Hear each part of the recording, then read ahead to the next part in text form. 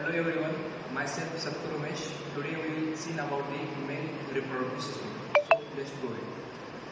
तर male reproductive system मध्ये all over या आपली सिस्टीम पाहतो. त्याच्यामध्ये testis, vas deferens, seminal vesicles, after that prostate gland, bulbourethral gland, सर्व ग्लँडची आपण सर्व माहिती पाहतो.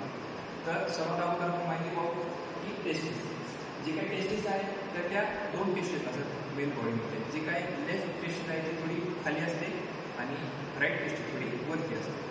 दुसरा मुद्दा म्हणजे जी टेस्टिस आहे त्या टेस्टिसमध्ये काय आहे, स्पर्म फॉर्मेशन अँड टेस्टिस्टेरॉन रिलीज.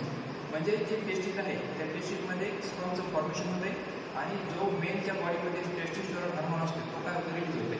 तर त्यामुळे जो काय मेल आहे तो मेलला बियर्ड या पद्धतीने येऊ शकतो.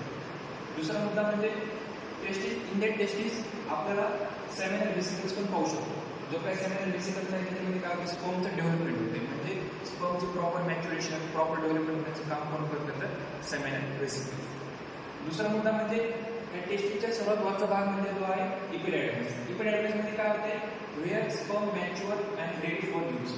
म्हणजे जेव्हा स्पर्म डेव्हलप होते टेस्टिसमध्ये, त्यानंतर सेमिनल वेसिकल्समध्ये, आणि जेव्हा तो रेडी फॉर यूज म्हणजे जेव्हा फर्टायझेशन होईल तर त्यावेळेस तो प्रॉपर फर्टायझेशन करू शकतो, ओव्हाला मॅच्युअर करू शकतो, ओव्हाला काय करू शकतो, फर्टायझ करू शकतो. तर तो कुठं होऊ शकतो तर इपिडायडमिस.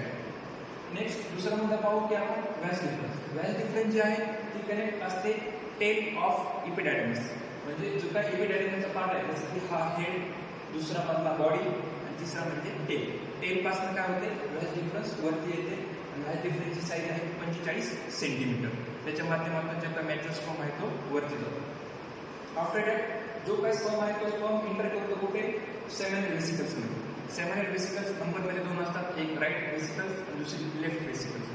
त्यामध्ये सेमिनल वेसिकल्सचं मेन वर्क काय की जो काही स्पर्म आलेला आहे इपिडायडमिसमधून तर त्या स्पर्मला काय फ्रुक्टोज देणे. फ्रुक्टोज म्हणजे त्याला एनर्जी देणे प्रोव्हाइड करण्यासाठी, कारण की तो one place to another place easily जाऊ शकतो.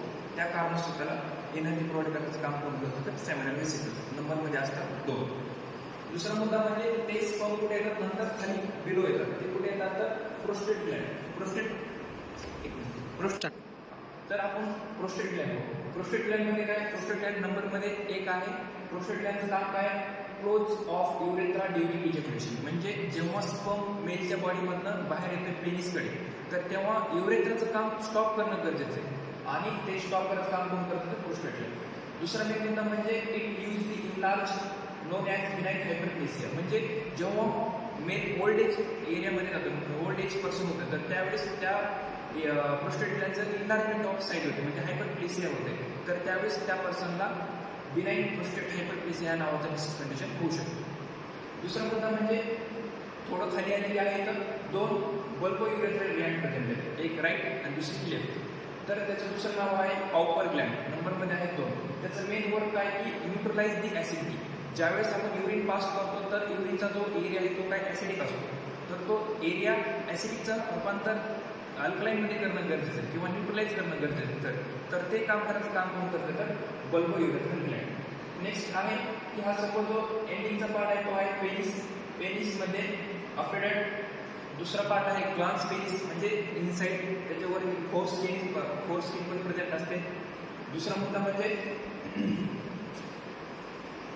इंडॅट पेनिस